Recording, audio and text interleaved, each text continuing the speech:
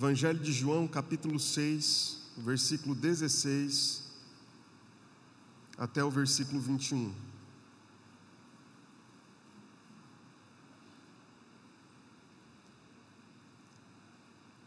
Diz assim: Ao final do dia, os discípulos de Jesus desceram para o mar e, entrando num barco, passaram para o outro lado, rumo a Cafarnaum. Já estava escuro e Jesus ainda não tinha ido até onde eles estavam. E o mar começava a ficar agitado, porque soprava um vento forte. Os discípulos já tinham navegado uns 5 ou 6 quilômetros, quando viram Jesus andando sobre o mar, aproximando-se do barco, e ficaram com medo. Mas Jesus lhes disse: Sou eu, não tenham medo. Então eles o receberam com alegria, e logo o barco chegou ao seu destino. Amém. Eu começo nossa reflexão dessa manhã com uma pergunta, e eu vou tentar respondê-la na introdução dessa nossa reflexão. A pergunta é: por que nos decepcionamos com Deus? Por que nos decepcionamos com Deus? Por que essa pergunta? Não é raro você ouvir de pessoas que elas estão decepcionadas, sobretudo com a religião, e há um transporte quase que imediato dessa decepção para Deus, quase que direto, quase que sem nenhum tipo de interpretação, porque se tornou corrente entender que a religião é a representante de Deus. Por que as pessoas se decepcionam com Deus? Philip Yancey escreveu um livro sobre isso. Aqui no Brasil, um pastor chamado Paulo Romero escreveu um outro livro sobre isso, falando a respeito de quantos abandonam as fileiras da caminhada cristã, sobretudo no que se refere às expressões religiosas dessa caminhada, porque se encontram decepcionadas com Deus. Elas dizem que estão decepcionadas com Deus. Muita gente atormentada vai a Cristo na esperança de que Ele as poupará da tormenta. Querem a todo custo buscarem a libertação dessas tormentas. Lutaram muito e tentaram de tudo, mas nada funcionou. E aí o que lhes resta? Apenas Jesus. Então recorrem a Cristo com o coração aberto. Alguns de boa fé, com muita verdade e esperança, mas acabam se decepcionando. E a pergunta é: por quê? Essas pessoas ouviram dizer que Jesus pode ajudá-las em todos os seus problemas pessoais, conflitos de qualquer natureza, desilusões, sejam quais forem, enfermidades, dificuldades financeiras, transtornos emocionais e etc. Foi-lhes dito, e essa é uma expressão muito comum, e nós às vezes utilizamos essa expressão quase que de maneira inadvertida, que Jesus é a solução para os seus problemas. E eu gostaria que você atentasse para cada termo que eu uso quando afirmo isso. Jesus é a solução para os seus problemas.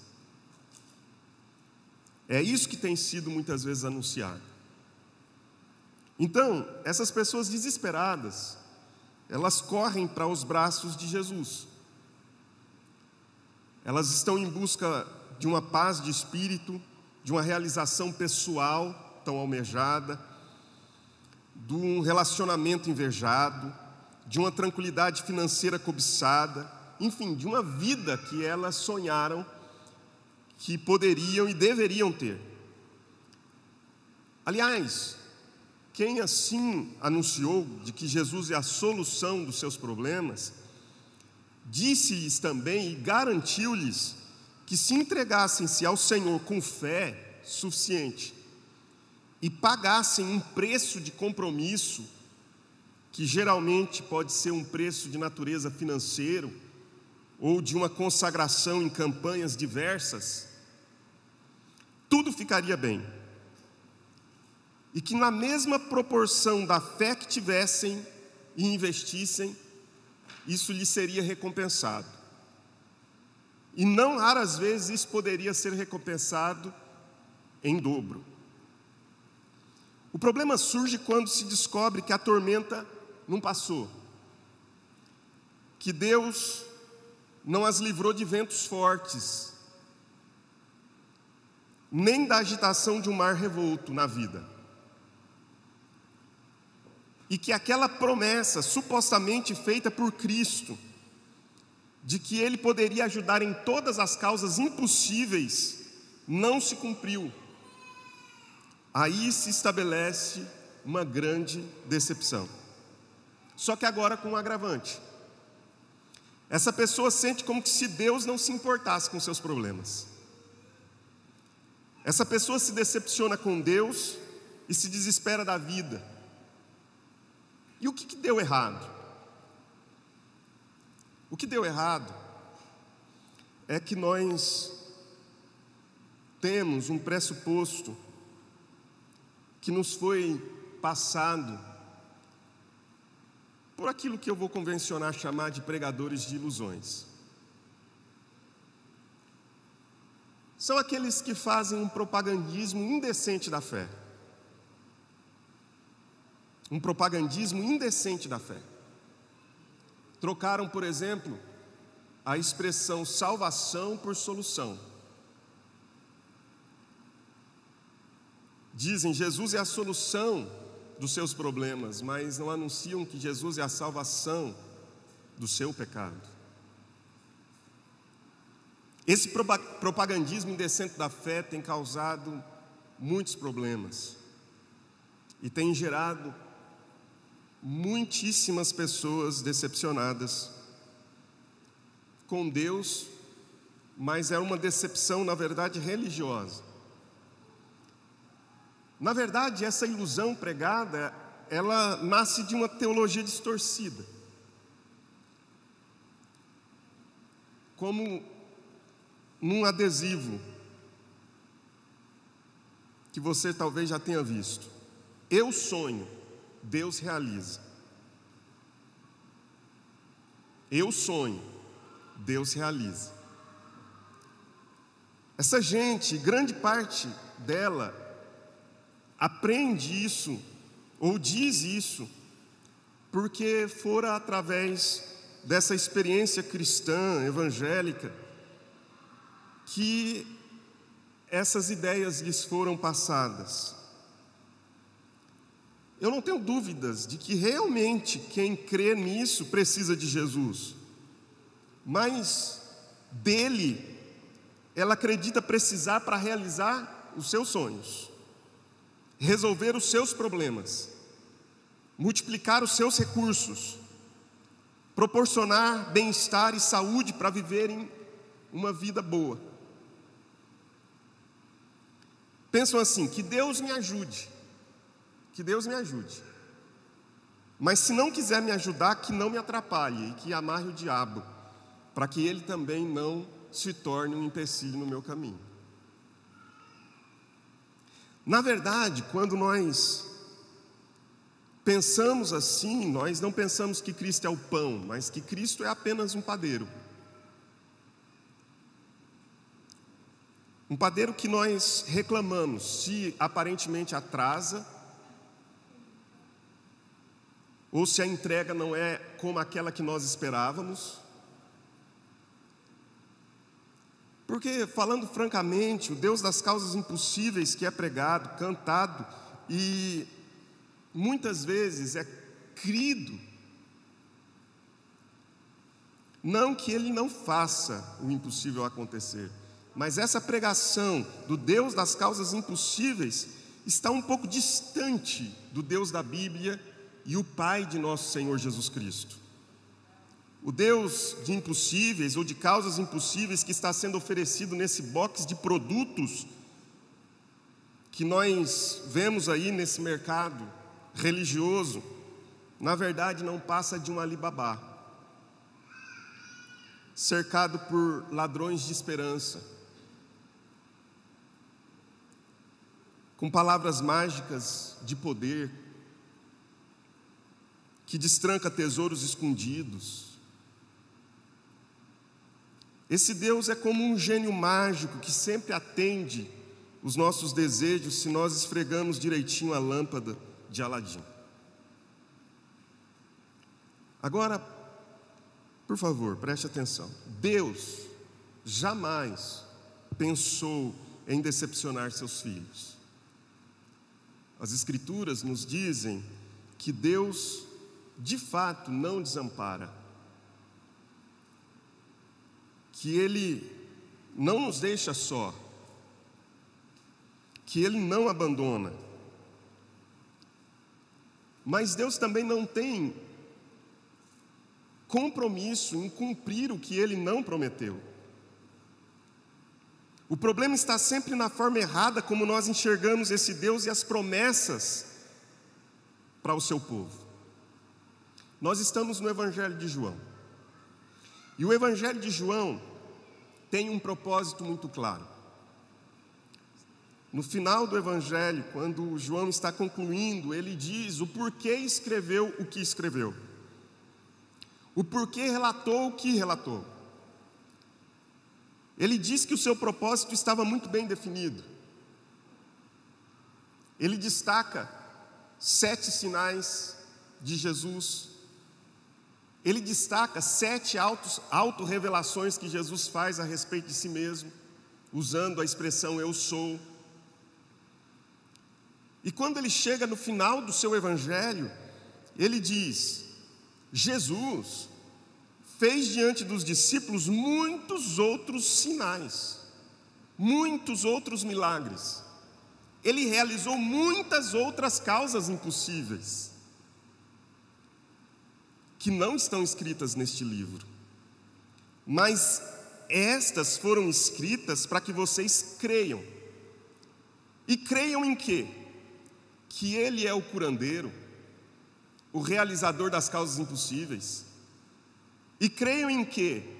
Que Ele resolve todos os problemas, que Ele é a solução para cada uma das nossas desventuras?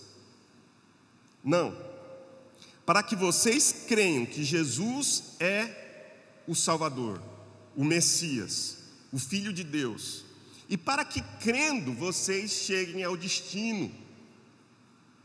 Para que, crendo, vocês tenham vida por meio de Jesus. Olha qual é a razão pela qual João escreve tudo o que escreve, relata tudo o que relata, porque ele, de uma maneira habilidosa, vai compondo o Evangelho de João da maneira como compõe. Nada no Evangelho de João está colocado ali, como em toda a Escritura, em cada um dos Evangelhos, está colocado ali de maneira aleatória ou desproposital. Capítulo 6 começa com Jesus multiplicando pães. Uma multidão se aproxima de Jesus, ouve os ensinamentos de Jesus, recebe curas, vê sinais. E Jesus, percebendo que aquela multidão era uma multidão que precisava ser alimentada, multiplica pães e peixes. E essa multidão é alimentada, é saciada. Isso não sendo suficiente, a Bíblia diz que quando aquele momento passa e as pessoas estão saciadas, estão cheias, satisfeitas, Jesus olha para os discípulos e diz: agora vocês não desperdicem nada, recolham todos os pedaços de pães e peixes, para que nada se perca. E eles encheram 12 cestos de pedaços daqueles 5 pães que haviam sido multiplicados no início. E em seguida, a Bíblia diz que Jesus vê o declinar do dia muito próximo. Os discípulos descem para o mar, entram num barco, e segundo o Evangelho de Marcos, também no capítulo 6, eles atravessam o mar porque Jesus os fez atravessar o mar, porque Jesus disse que eles deveriam atravessar o mar, porque Jesus ordenou que eles deveriam atravessar o mar. E então, no meio daquela travessia, o mar começa a ficar agitado, uma tempestade, uma tormenta, um vento forte, um mar revolto. Aqui não está registrado, mas vou fazer uso do Evangelho de Marcos, que diz que os discípulos ficam desesperados e remam, tentando levar o barco ao destino, mas eles lutam contra o vento e não conseguem muita coisa. A tormenta, nesse relato, tem uma didática. Jesus, para João, não realiza um milagre de multiplicação dos pães e depois permite uma tormenta em que ele mesmo depois cuida dos discípulos nessa tormenta por acaso. Tudo tem um propósito bem definido. A didática da tormenta está no fato de que, primeiro, os 12 não tinham ainda entendido claramente que Jesus era o Salvador. Com a multidão, os 12 também não haviam crido que mais do que Deus ser aquele que dá, é aquele que é em Cristo. Daí que Jesus, não querendo deixá-los ficar enganados a seu próprio respeito, os encaminham para o outro lado do mar. E algo muito precioso acontece àqueles discípulos, e eles vão aprender lições que também servem para nós hoje. Jesus precisa literalmente colocá-los numa tormenta, enviá-los para o meio de uma tempestade, como Marcos 6,45 diz, que eles não vão porque querem, eles vão porque Jesus os fez ir. E ali, nessa tormenta, nós temos uma expressão do exigente amor de Deus. Eu ouvi alguém dizer sobre o severo amor de Deus. Eu prefiro a expressão um exigente amor de Deus. Mas seja qual for a expressão, o amor de Deus é um amor que exige e que às vezes nos permite enfrentar situações muito desconfortáveis, porque nessas situações nós estamos sendo treinados para aquilo que verdadeiramente fomos por Deus chamados nesta existência. Esse exigente amor de Deus tantas vezes precisa arrancar de nós tudo o que temos para nos ensinar que Ele é a única coisa que de fato precisamos. Um outro detalhe, elemento importante, é que esse milagre, dos muitos que Jesus fez, mas dos poucos que João relata, é um milagre que foi só para os 12. A multidão não viu, ninguém mais o viu, apenas os 12 o viram e deixaram ali registrados.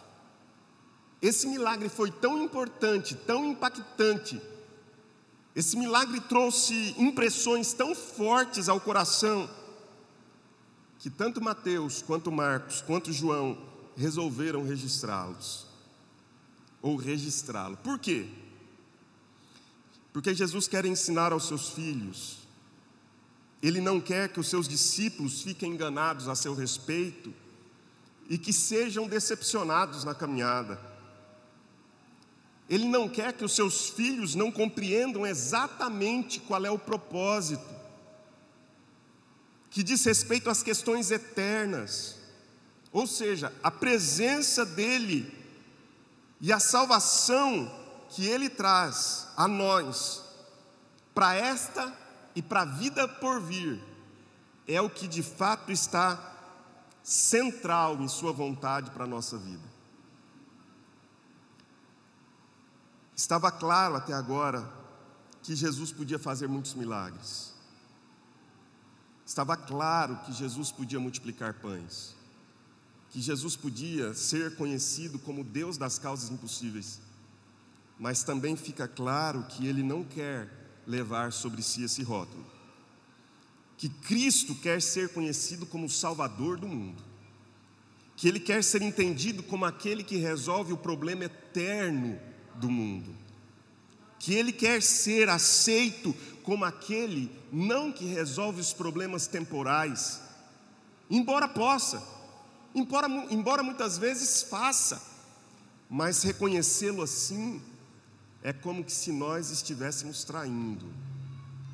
Ele quer ser reconhecido como aquele que veio trazer a vida eterna a todo aquele que crê. Cristo é a salvação. Fica claro quando ele entra no barco e os 12 logo chegam ao destino final. Então eu quero fazer agora duas reflexões. A primeira delas: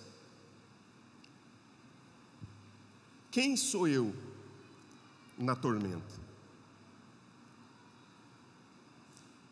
Qual é a grande decepção daqueles que receberam essa mensagem, direta ou indiretamente, de que Cristo é o solucionador dos problemas e não o salvador do mundo, de que Cristo é aquele que advoga as causas impossíveis e não aquele que advoga diante de Deus a verdadeira causa da nossa impossibilidade, chamada pecado?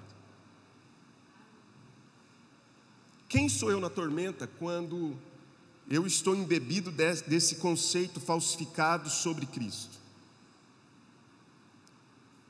Observe que os discípulos, no versículo de número 13, nós não lemos, mas eu citei enquanto nós iniciávamos nossa reflexão, eles estão com 12 cestos cheios de pães. Eles estão fartos. Eles têm coisa de sobra agora dentro do barco. Um cesto cheio de pães e peixes para cada um dos 12. O Senhor revelará que se Ele, Cristo, não estiver presente no barco, aquele cesto cheio de pães não valerá de nada. Jamais conseguiremos chegar a lugar algum e de nada nós vamos desfrutar verdadeiramente. Então veja quem de fato nós somos na tormenta da vida sem Deus. Olhe para os discípulos, quem são eles, como eles estão agora, e observe a sua própria história. Quem somos na tormenta, analisando a história deles, um passo de cada vez. A primeira coisa é que esses homens estão fartos de pão e peixe, mas continuam frágeis. Estavam fartos, estavam de barriga cheia, havia pães e peixes de sobra para todos. Na verdade, um cesto cheio para cada um dos 12. Estavam materialmente abastados. Estavam materialmente abastados. Não é isso que nós temos ouvido? Que o Deus do Evangelho é o Deus da prosperidade financeira? Pois bem, esses homens agora estão com os seus cestos cheios, materialmente abastados, no entanto, frágeis quando a tempestade os abate. Sem Cristo no barco, sem a presença dele conosco, nada do que temos, por pouco ou muito que seja, resolverá nosso problema. E não é assim na vida real?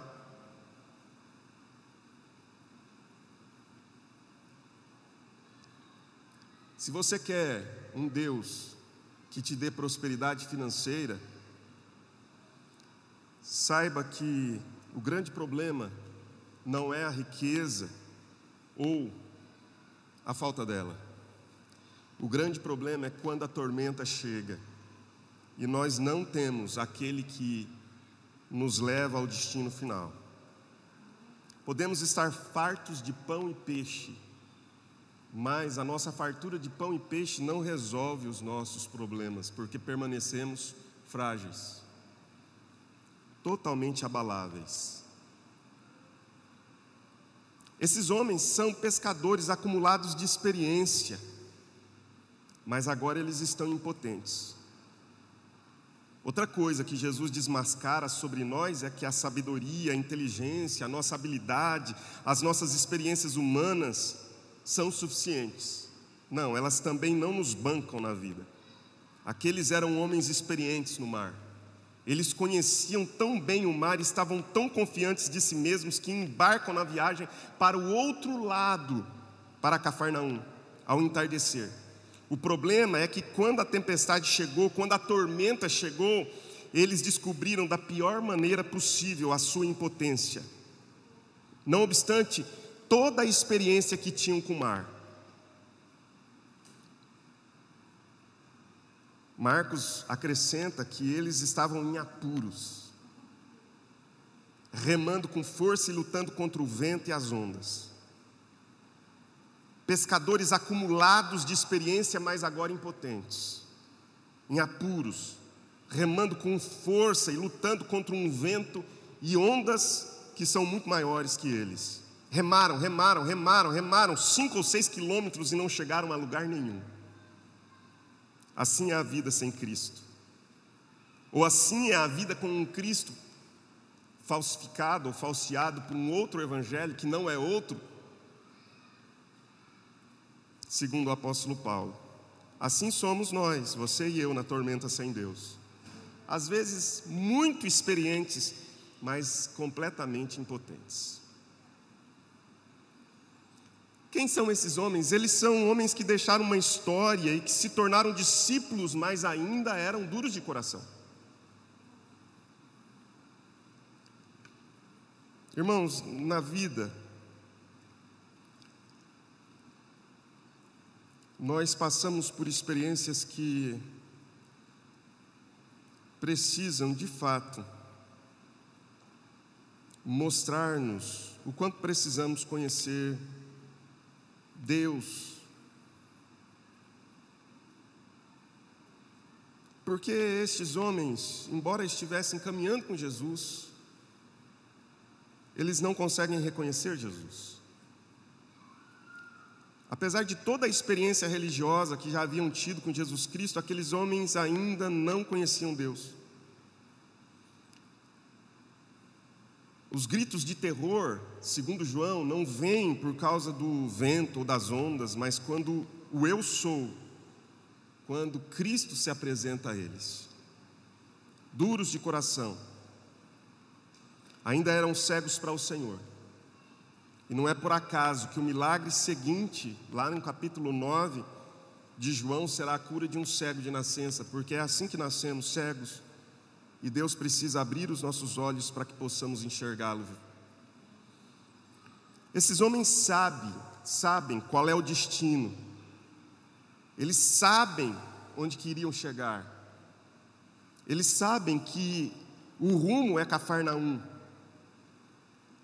Mas eles não conseguem levar o barco até este destino porque eles foram surpreendidos pela tormenta, pela tempestade naquela noite. Mas eles estavam obedecendo à vontade de Deus. Eles sabiam onde deveriam ir. Eles estavam abastecidos de pães e peixes. Portanto, eles tinham suprimento material para aquela viagem. Eles eram experientes no mar. O que poderia dar errado? Aparentemente nada poderia dar errado. No entanto, eles foram surpreendidos por uma tempestade. Assim a vida, ela é cheia de surpresas tormentosas. E a vida é assim por causa do pecado. Então, quem sou eu na tormenta? Quem sou eu na tormenta? Eu sou frágil, impotente, duro de coração e vulnerável. Preciso de Cristo, preciso do grande eu sou, preciso de Cristo para cumprir a obra para a qual Ele veio realmente cumprir, salvar ou nos conduzir até o nosso destino. Quem sou eu na tormenta? Frágil, impotente, duro e vulnerável. Mas você também tem o eu sou na tormenta. Jesus andando sobre as águas revoltas do mar, indo ao encontro dos discípulos em apuros na tormenta, vai nos ensinar sobre o que de fato mais precisamos na vida. Precisamos de Cristo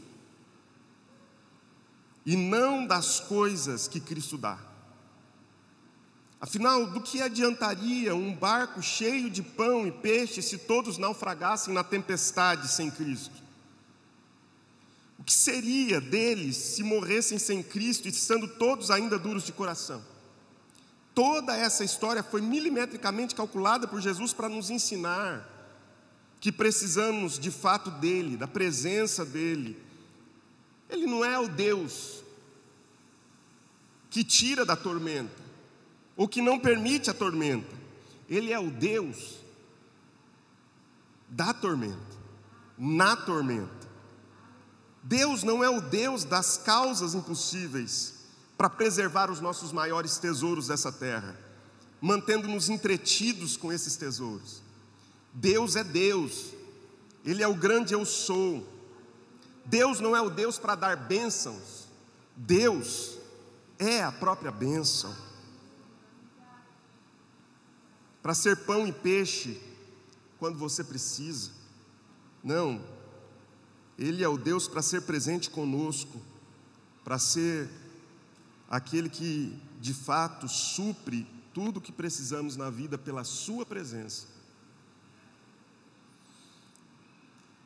Você percebe que João não diz que a tempestade passou? Eu sei, se você vai para Marcos, Marcos diz que a tempestade passou, que o vento cessou. Sim, as tempestades passam, os ventos cessam. Mas João tem um propósito diferente. João quer nos dizer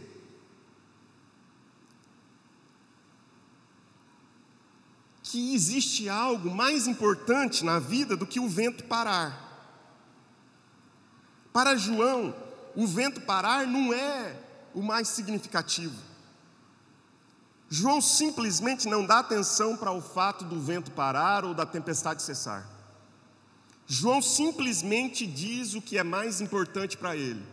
Ele diz que o barco chegou ao destino. Sim, eu sei, nós sabemos que o vento se acalmou com a chegada de Jesus. Marcos nos conta que o vento parou. Porque sim, Jesus acalma tempestades, Jesus faz com que os ventos cessem. Mas João quer nos trazer uma lição. E João quer dizer: não se concentrem nos ventos, nem na tempestade, se concentrem naquele que vem e diz: eu sou, não tenham medo, e nos leva ao destino final. O mais importante não é que Deus acalma tempestades na vida. O mais importante não é que Deus faz os ventos cessarem.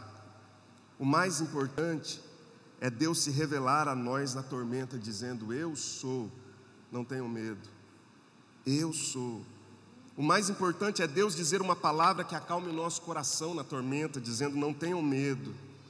O mais importante é recebê-lo no coração, desfrutando da presença dele, recebendo-o no barco. Então o receberam no barco. O mais importante é chegar ao destino. E o meu e o seu destino não é, ou não são as coisas dessa terra. O meu e o seu destino são as coisas da eternidade. O mais importante é chegar ao céu, a presença gloriosa do Senhor na eternidade, delícias e prazeres em Deus. E logo em seguida, diz o texto, eles chegaram ao seu destino. Portanto, meus irmãos, Deus não prometeu acalmar tempestades, nem nos livrar das tormentas. Por que as pessoas se decepcionam? Porque às vezes na vida é necessário tempestades e é necessário tormentas.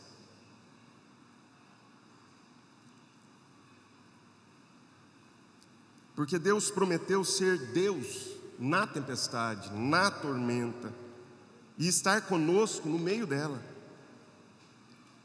E Ele prometeu estar conosco no meio dessas tormentas com uma finalidade: levar-nos a um destino seguro.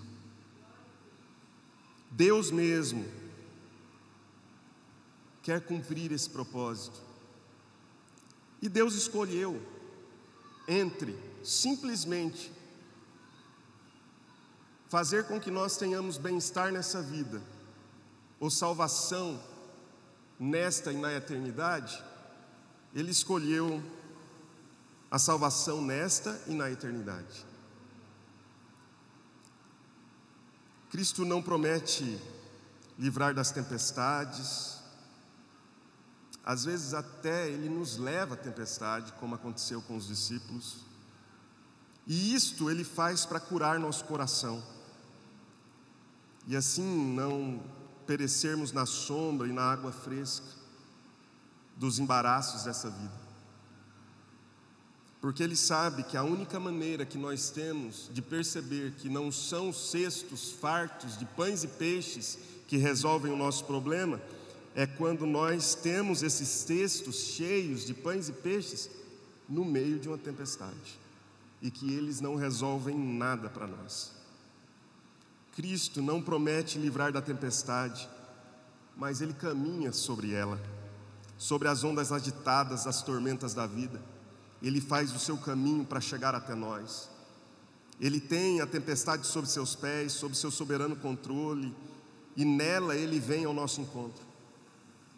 Além de dosada e de domada pelo próprio Deus, a tempestade é a porta de entrada de Deus para o nosso coração. Além de dosada e de domada pelo próprio Deus, a tempestade é muitas vezes a porta de entrada para o nosso coração. Cristo não promete livrar da tempestade, mas estará conosco nela, consolando, confortando, encorajando, todos os dias da nossa vida, até o dia em que nós chegaremos ao destino e Ele nos entregará, cumprindo a sua missão, a salvo nos braços do Pai. Porque de todos aqueles que me deu, nenhum se perdeu. E se a perdição significa nós nos encantarmos com as coisas dessa vida, são as coisas dessa vida que serão destruídas para que nós não nos percamos e sejamos levados ao destino final. Que Deus nos abençoe, em nome de Jesus. Amém. Vamos ficar de pé?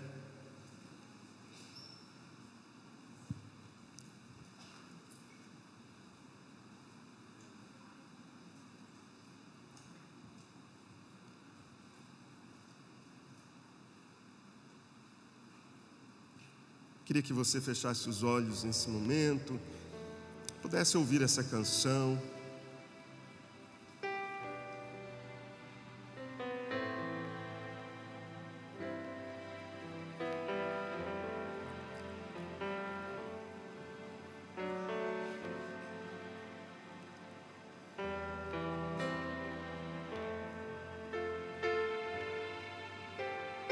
A tormenta não é um castigo.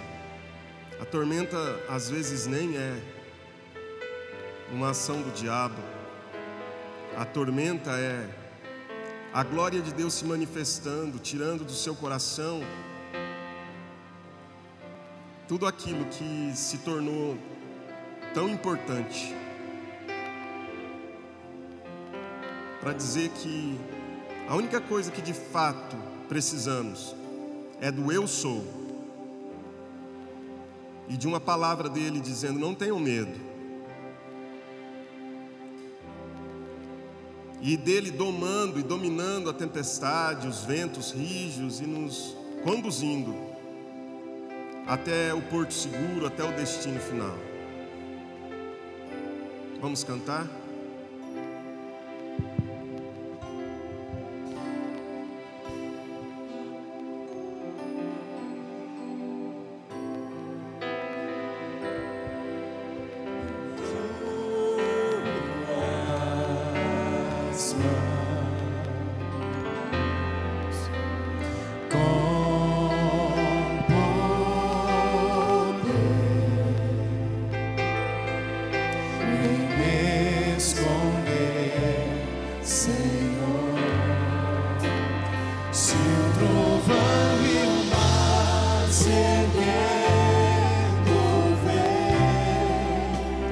Sobre a tempestade eu voarei,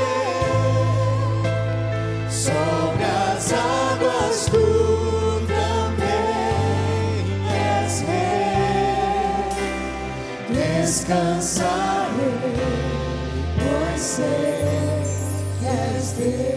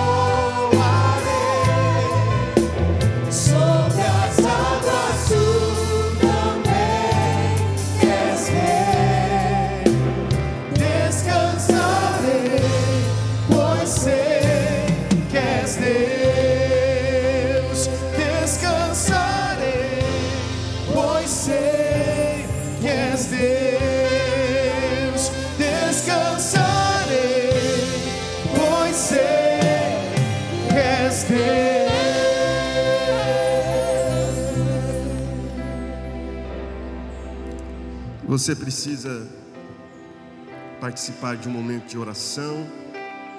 Queria que você, aí no seu lugar mesmo, onde você está, se você desejar se ajoelhar ou continuar de pé, mas colocar agora diante de Deus esse motivo de oração.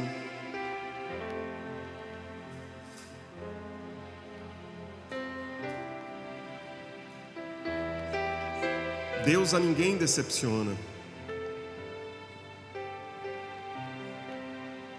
Ele não chega atrasado. Ele chega sempre na hora certa.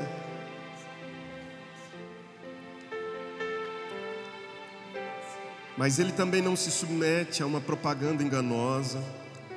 Deus não tem compromisso com palavras humanas, Ele tem compromisso com a palavra dEle.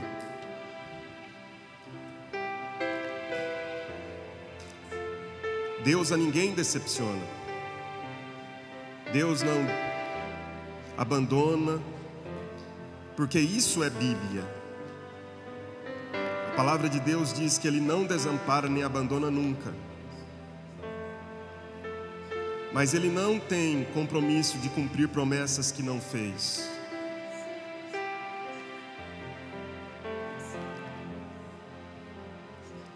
Então, nesse momento, coloque diante de Deus o seu coração, peça a Deus força, graça, sustento. Renove suas forças nele.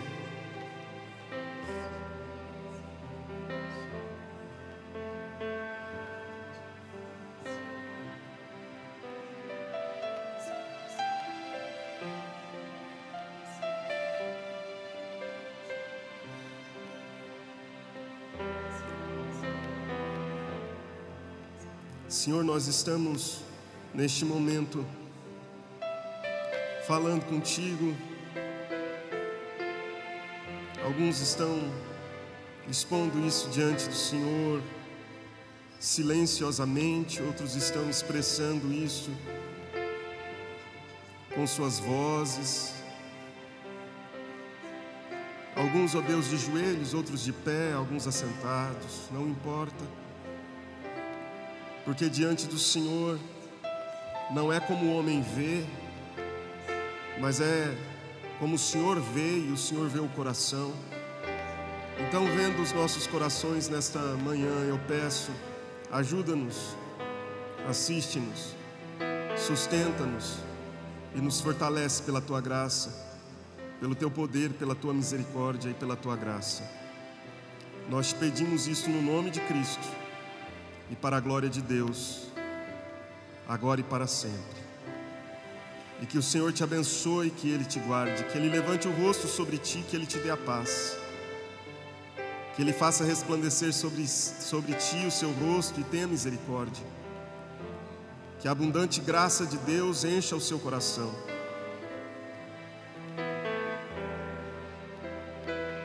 que o amor do Pai eterno jamais se retire de sobre você, e que o consolo, a graça, a paz, o conforto do Espírito seja derramado abundantemente sobre o seu coração, agora e para sempre. Amém e amém. Amém.